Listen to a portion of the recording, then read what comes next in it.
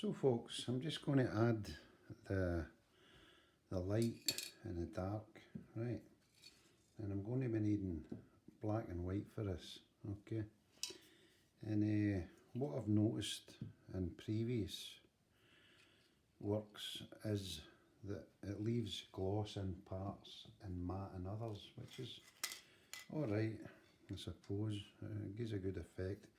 So all I want to do here is stay around the edge of the planet and get round in a circle, or a wee circle, right?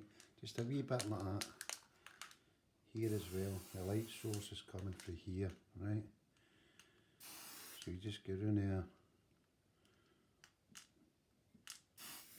and round there, right, and a wee bit, round there, right, and that's your light source, right? So where there's light, there's dark. So you go on the other side and put a wee bit of dark in. Just a wee bit, not much. This is your dark side.